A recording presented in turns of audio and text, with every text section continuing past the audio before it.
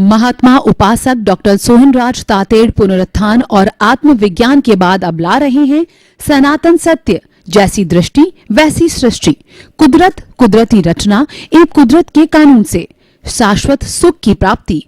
Log in करें www.drsohanrajtated.com, YouTube channel doctor Sohanraj Tated, Play Store से download करें mobile app doctor Sohanraj Tated. ओम शांति प्रभो, जय शांति प्रभो, पार्श्वनाथ महावीर प्रभो। ओम शांति प्रभो, जय शांति प्रभो, पार्श्वनाथ महावीर प्रभो। ओम शांति प्रभो, जय शांति प्रभो, पार्श्वनाथ महावीर प्रभो। ओम शांति प्रभो, जय शांति प्रभो, पार्श्वनाथ महावीर प्रभो। ओम शांति प्रभो, जय शांति प्रभो, पार्श्वनाथ महावीर प्रभो। भाई और बहनों, मातृशक्ति को नमन। आज हमारा बहुत सुंदर विषय है अनेकांत एवं शादवाद। अनेकांत, जिसके अनेक अंत हो उसको अनेकांत कहते हैं, यानी मल्टी डायमेंशनल को हम अनेकांत कहते हैं, और जिसका एक ही अंत हो उसको एकांत बोला जाता है। तो अनेकांत और एकांत एक दूसरे के विरोधी है। अनेकांत सबको जोड़ता है क्योंकि ये सभी के विचारों का स्वागत करता है, सभी को मिलाता है, और एकांत है वो तोड़ता है क्योंकि उसके अंदर एक अपनी श्रेष्ठता बताता है। तो एकांत के अंदर जो है, जो अहंकार की भावना है, अनेकांत में समता की भावना है, जोड़ने की भावना है, सबको साथ लेकर चलने की भावना है, सर्वोदय की भावना है, सबका उदय हो, सबका भला हो, सबका विकास हो, सबका साथ सबका विकास, ये भावना अनेकांत की है। तो अनेकांत की जो थ्योरी है वह वास्तव में लागू की जाती है तो उससे अच्छे परिवार, अच्छे समाज, अच्छे राज्य, अच्छे देश और अच्छा विश्व बन सकता है।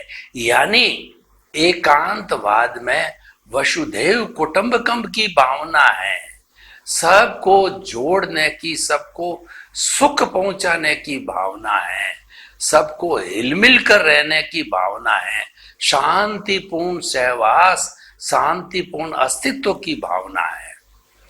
अब देखिए कि एक व्यक्ति कोई भी बात करता है, वह उसका जो है वो एक ट्रुथ हुआ।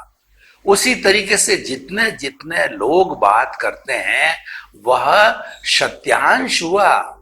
पूरे विश्व की आबादी 7.8 अरब की है, उन सब के एक एक अंश को हम जोड़ें, सब सत्यांशों को जोड़ें, तब जाकर के परफेक्ट ट्रुथ बनता है, और वह एब्सोल्यूट ट्रुथ होता है, वह ब्रह्म ज्ञान होता है, वह केवल ज्ञान होता है।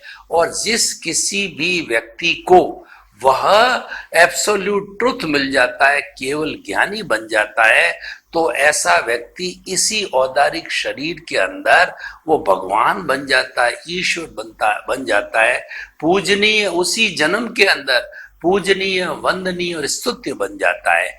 जैसे कि 24 तीर्थंकर हुए हैं और असंख्य केवली हुए हैं, तो जितने जितने 24 तीर्थंकर है उन सब ने जो है केवल ज्ञान को, एब्सोल्यूट ट्रुथ को प्राप्त किया। हमारे किसी के पास में एब्सोल्यूट ट्रुथ नहीं है, इसीलिए हम परम सत्य को कहने के अधिकारी नहीं हैं। हम तो थ्योरी ऑफ रिलेटिविटी के व्यक्ति है कि मेरे पास भी ये व्यक्ति, मेरे पास भी ये सिद्धांत है।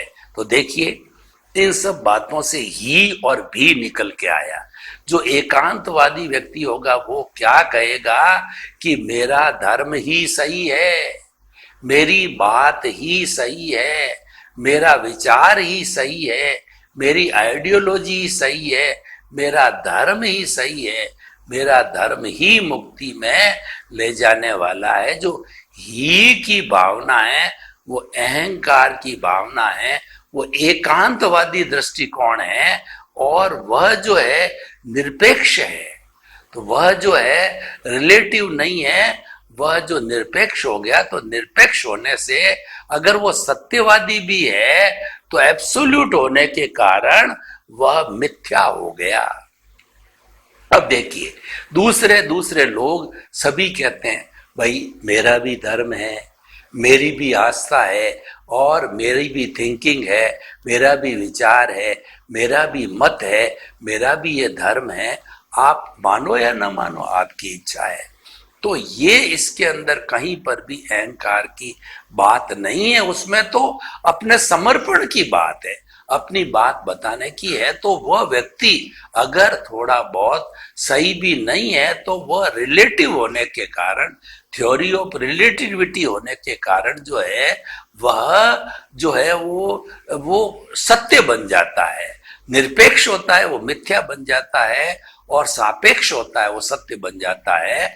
और जो एब्सोल्यूट जिसके पास ज्ञान होता है वह निरपेक्ष होता ही है, और वही अधिकारी है सच्ची बात को कहने के। कई लोग कहते हैं हम जो कुछ कहते हैं सच सच कहते हैं, और हम जो है बात खरी खरी बात बताते हैं। तो भाई खरी खरी बात बताने के तुम अधिकारी नहीं हो। खरा खरा ज्ञान तुम्हारे पास में केवल ज्ञान है ही नहीं है।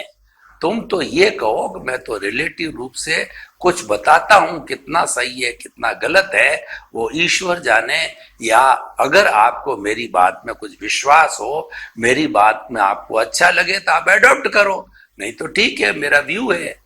तो इस तरीके से जो है ये अनेकांतवाद है, हमको थ्योरी ऑफ रिलेटिविटी सिखाता है, हमको जोड़ने का काम करता है, समस्त मानव मात्र को जोड़ने का काम करता है। अब मैं प्राणी की तो बात कैसे करूं, क्योंकि ये बातें तो अगर मैं भैंस के सामने रखूं तो भैंस के आगे तो बीन बजाने के समान ही है। मनुष्य एक ऐसा प्राणी है जिसके पास में फुल डेवलपमेंट है, यानी उसके बाद में 5 इंद्रियां हैं, और उसके बाद में द्रवेंद्रियां हैं, भावेंद्रियां हैं, कर्मेंद्रियां हैं, और मन है, बुद्धि है, चित्त है, अहंकार भी है, और जो प्रतिष्ठित आत्मा भी है, और आत्मा भी सक्रिय रूप से सब कुछ जो है साधन संपन्न है मानव।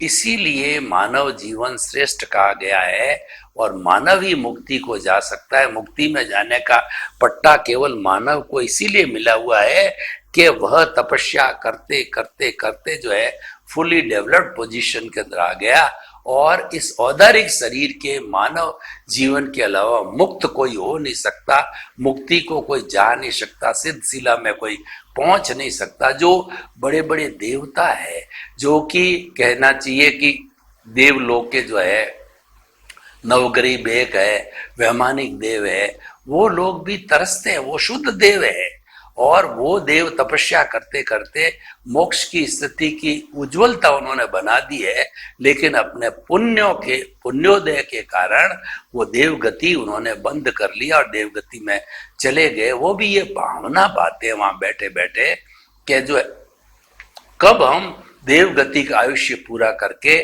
मनुष्य भव के अंदर जावें, और मनुष्य भव के अंदर अपनी साधना करके हम जो है सिद्ध बुद्ध मुक्त बने, हम केवल ज्ञान को प्राप्त करें।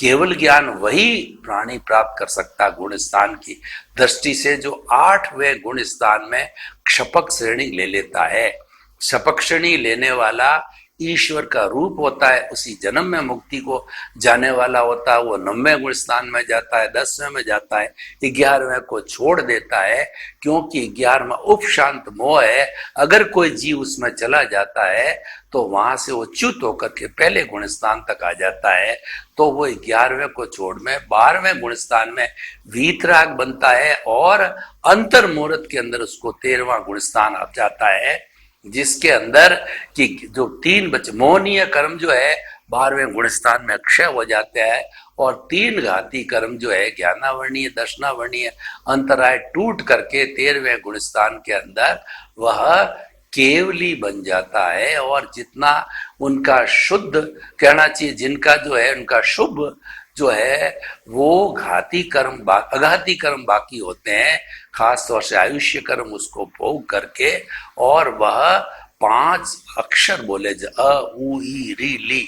तो इतने बोलते बोलते पहले मन का जो है व्युत्सर्ग होता है, फिर वचन का होता है, फिर काया का होता है, 2/3 की अवगाहना सिंबॉलिक रूप से बना करके, और वह आयुष्य के समाप्त होते ही ऐसा केवल ज्ञानी सिद्ध बुद्ध मुक्त हो जाता है और ईश्वर बन जाता है। ये सारी प्रक्रिया मैंने आपको बताई, ये सारी अनेकांत से जुड़ी हुई है। अब दूसरा इसका जो साथ वाला है शादवाद। कोई सिद्धांत तो हम बना देते हैं, थ्योरी तो बना देते हैं, एक्शन की कार्रवाई ना हो तो वह थ्योरी कारगर कैसे होगी? उस थ्योरी को इम्प्लीमेंट करने के लिए कोई न कोई प्रोसीजर बनाना पड़ेगा। सिद्धांत है, अच्छी बात है, अच्छा सिद्धांत है, लेकिन पालन करने की प्रक्रिया तो बनानी पड़ेगी, उसको चारित्रिक रूप तो देना पड़ेगा। तो उस मेथोडोलॉजी का नाम है शादवाद, थ्योरी ऑफ रिलेटिविटी।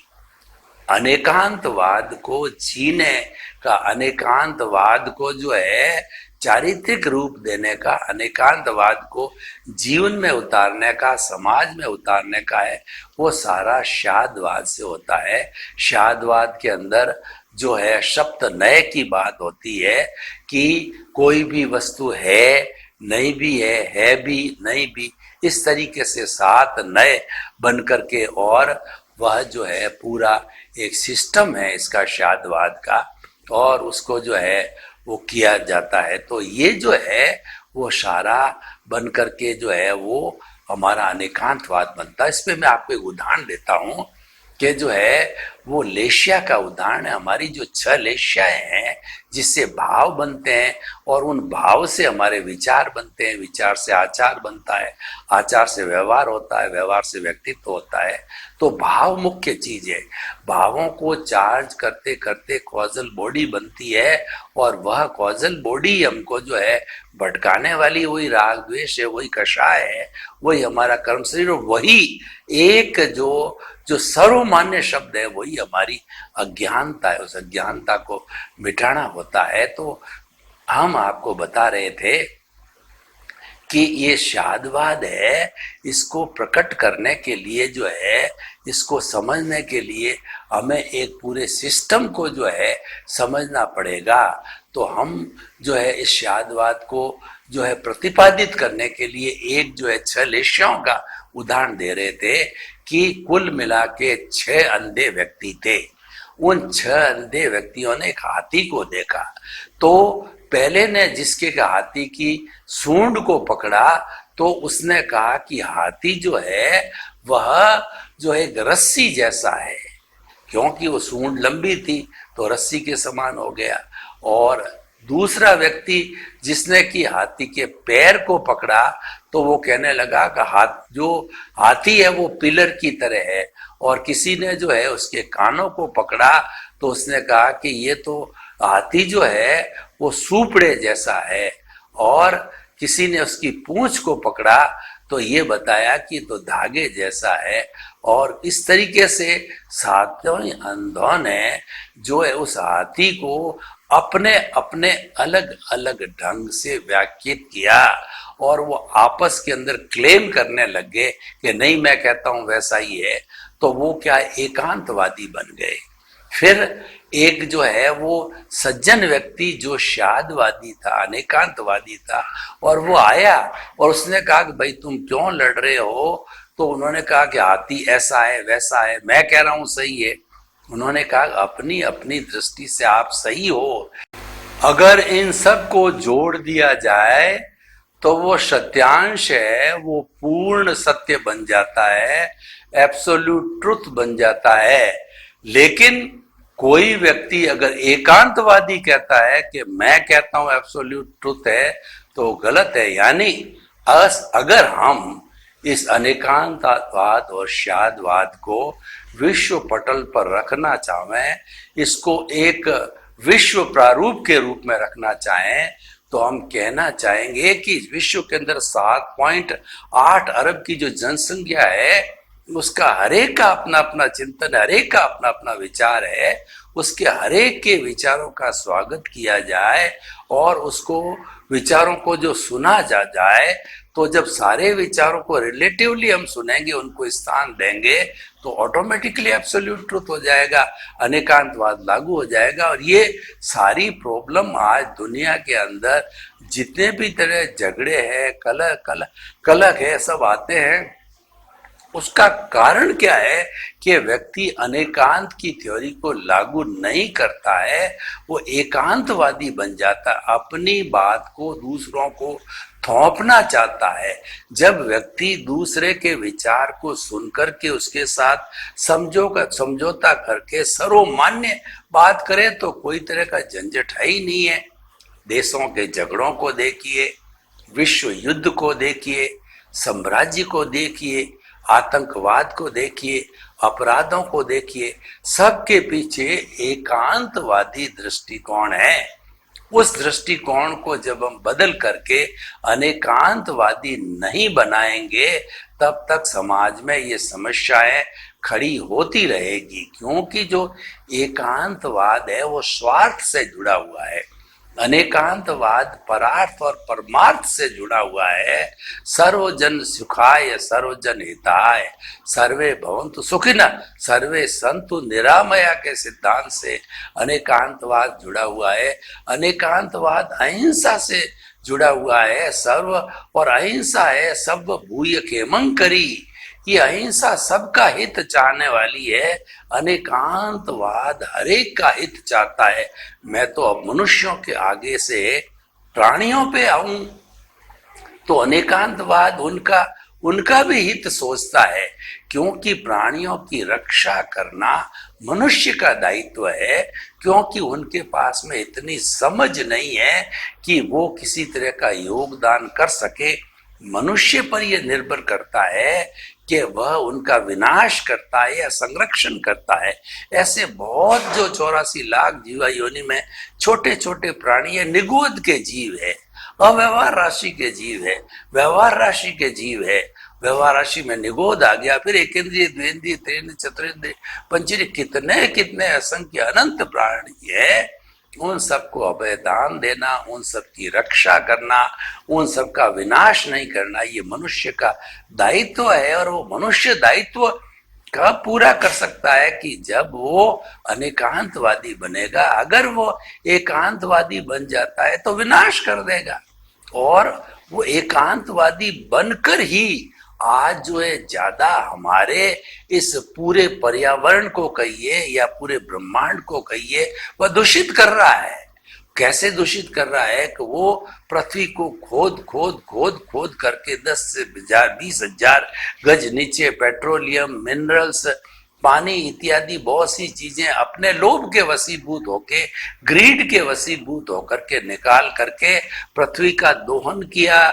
उसने जल को दूषित किया, वायु को चिमनियों से धुआं छोड़ करके, और उसके साथ साथ में वाहनों का धुआं छोड़ करके दूषित किया। तो इस तरीके से सारे पर्यावरण को, जो कि सबका है, नेचर तो सबका भरण पोषण करती है, सभी उसमें जीते हैं। और मनुष्य एक प्राणी है कि उसने तो अनेकांतवादी दृष्टिकोण नहीं बनाया, वो स्वार्थी बन गया, वो ग्रीड के अंदर चला गया, तो सब चीजों का विनाश कर दिया। और उसके नतीजे आज हमारे सामने आ रहे हैं। कोरोना जैसी महामारी पनिशमेंट के रूप में मनुष्य को मिली है, उसका सबसे ज्यादा प्रभाव मनुष्य पर पड़ा है, क्योंकि मनुष्य जितना पर्यावरण का दोहन करता है, दूसरा प्राणी उतना दोहन कर भी नहीं सकता, उतनी उसके पास बुद्धि नहीं है, समझ नहीं है, साधन नहीं है। लेकिन मनुष्य के पास में जो है ये बुरा काम करने के लिए तो बहुत कुछ उसके पास है, लेकिन अनेकांतवादी बनने के लिए, सबका हित करने के लिए, सबको अभयदान देने के लिए, प्राणियों का रक्षण करने के लिए वो करता नहीं है। इसीलिए ऐसा सब कुछ हो रहा है। तो देखिए, अब हम इस जो है आज के विषय की प्रासंगिकता, रिलीवेंस और उसकी सोशल यूटिलिटी को देखें तो ये बहुत सुंदर विषय है। हम ये कह सकते हैं कि अनेकांतवाद के अंदर वो अर्हता है कि वह आज एक विश्व का जो है स्लोगन बन सकता है, विश्व का प्रारूप बन सकता है, विश्व धर्म बन सकता है और विश्व का जो है एक ऐसा मार्गदर्शक बन सकता है जिसमें किसी को ऐतराज नहीं। और ऐतराज क्यों होगा? क्योंकि वो तो सर्वजन सुखाय, सर्वजन हिताय और सर्वोदय की बात करता है। वो तो पहले से ही मानता है कि सब में सत्यांश है। उन सब सत्यांशों को जोड़ोगे तब जाके आपका परफेक्ट ट्रुथ बनेगा। और तो इसलिए हम ये, और साथ साथ में शादवाद की उसको प्रैक्टिकेबल कैसे किया जाए, हमारे पास में थ्योरी है शादवाद की, हमारे पास में शादवाद की प्रैक्टिकल जो है पूरी भूमिका है, उससे हम उसको इम्प्लीमेंट भी कर सकते हैं, वो एक्शन के स्थान पर है। तो हम ये कहना चाहते हैं कि हमें अनेकांतवादी बनना चाहिए और अनेकांतवादी व्यक्ति कभी भी किसी पे जुर्म नहीं करेगा, अन्याय नहीं करेगा, वो सबको आत्मतुलावत समझेगा, सबको अपने जैसा ही समझेगा, क्योंकि अनेकांतवाद में अर्हता है, एकांतवाद में कोई अर्हता नहीं है। एकांतवाद तो अपनी जेब भरने की बात करता है, अपने लाभ की बात करता है, वह तो सेल्फ सेंटर्ड होकर के बात करता है और वह किसी के भले की बात नहीं सोचता है और वह तो जीवात्मा हो जाता है, वो तो स्वार्थ की चेतना है। तो हमें अगर परार्थ और परमार्थ की चेतना को जगाना है, हमें अगर अंत्योदय करना है, सर्वोदय करना है, तो हमें अनेकांतवाद को हर स्टेज पे लागू करना चाहिए। और देखिए, अनेकांतवाद किसी भी जाति, लिंग, धर्म, भाषा, संप्रदाय, ईश्वर, मंदिर, मंत्र, रिचुअल और किसी भी संस्था फॉर्मेट से नहीं जुड़ा हुआ है। वह तो एक जो है वो सार्वभौम सत्य, यूनिवर्सल ट्रुथ है, सनातन सत्य है। हम ये कहना चाहते हैं कि एक अनेकांतवाद एक सनातन सत्य है। सनातन सत्य जब हम प्राप्त करते हैं तो कुछ भी प्राप्त करना जो है शेष नहीं आता। और ये सनातन सत्य को लागू करने के लिए हमारे पास साधन भी है। जहां सनातन सत्य होगा वहां पर कुदरत कुदरत का कानून ऑटोमेटिकली समाया हुआ है, वो सनातन सत्य से ही जुड़ा हुआ है, उसके अधीन ही काम करते हैं, वही अचीव करने की बात करते हैं। तो इतना पूरा सिस्टम जो हमको मिल जाता है और उन सब चीजों से प्राप्ति क्या होती है? उन सब चीजों से प्राप्ति होती है कि मानव मात्र को शाश्वत सुख की नींव लगती है। आखिर अल्टीमेटली व्यक्ति चाहता क्या है? व्यक्ति चाहता है कि मुझे सुख मिले, कभी दुख आए ही नहीं है। एकांतवादी भी यही चाहता है, लेकिन एकांतवादी अपना ही चाहता है, उसमें कितनों का वो बुरा कर लेता है। एकांतवादी होता है जो अपने 100 रुपए के भले के लिए दूसरे के लाख रुपए का नुकसान भी कर देता, तो भी उसको कोई करुणा नहीं, कोई दया नहीं आती है, जबकि नुकसान तो नुकसान है ही है।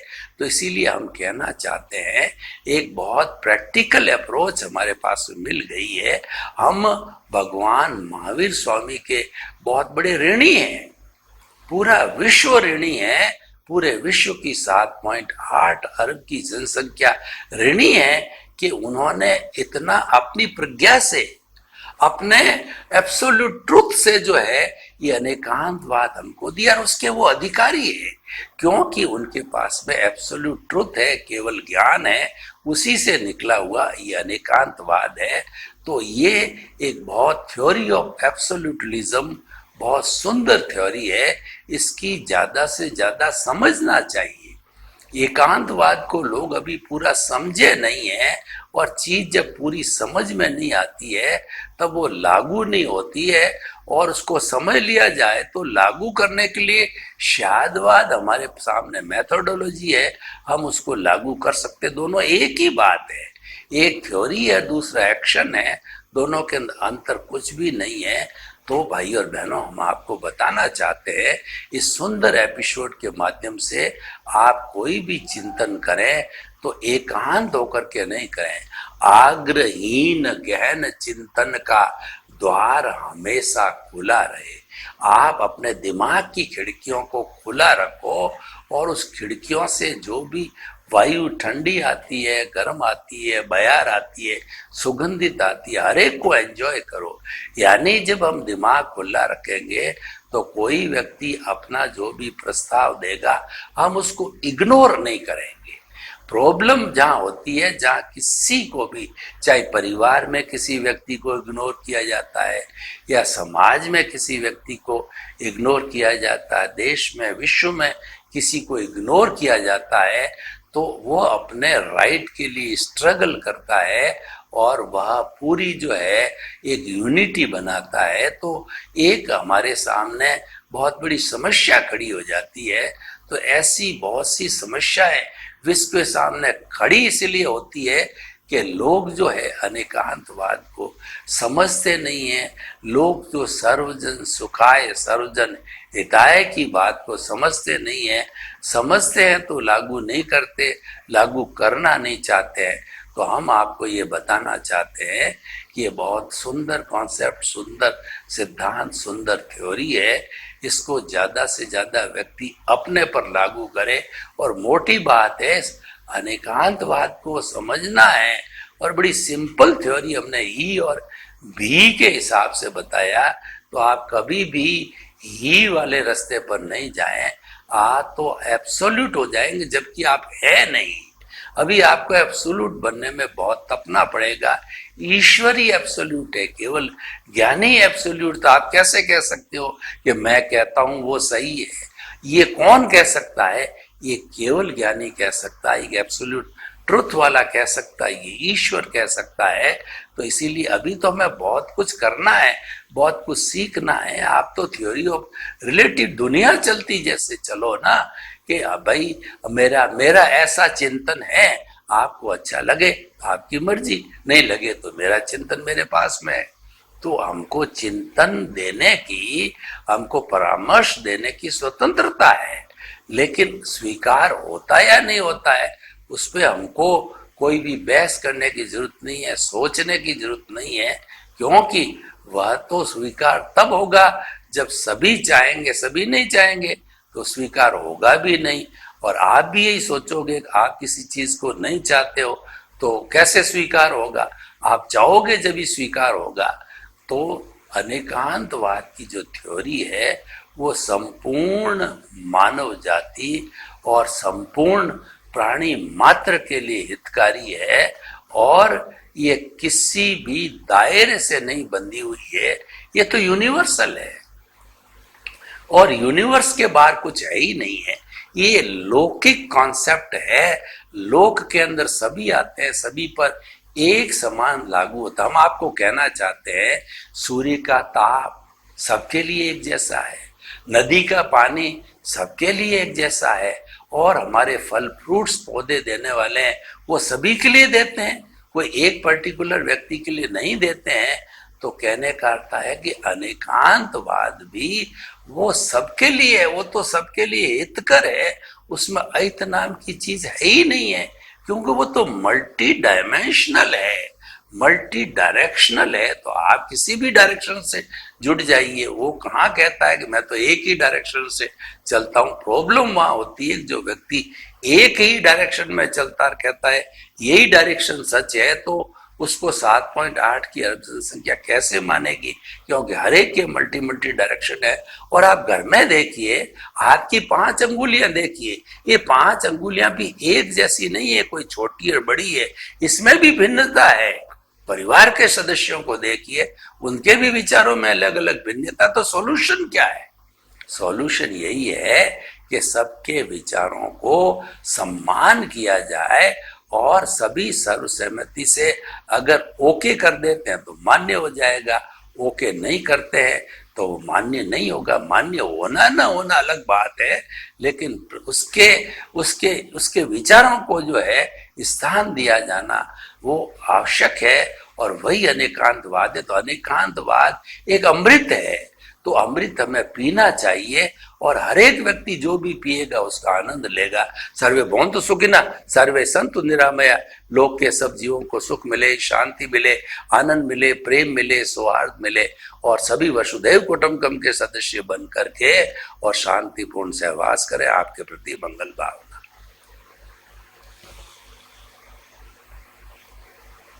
हल हो गई बीमारी। महात्मा उपासक डॉक्टर सोहनराज तातेड़ पुनरुत्थान और आत्मविज्ञान के बाद अब ला रहे हैं सनातन सत्य, जैसी दृष्टि वैसी सृष्टि, कुदरत, कुदरती रचना एवं कुदरत के कानून से शाश्वत सुख की प्राप्ति। लॉग इन करें www.drsohanrajtated.com, YouTube channel doctor Sohanraj Tated, Play Store से डाउनलोड करें mobile app doctor Sohanraj Tated.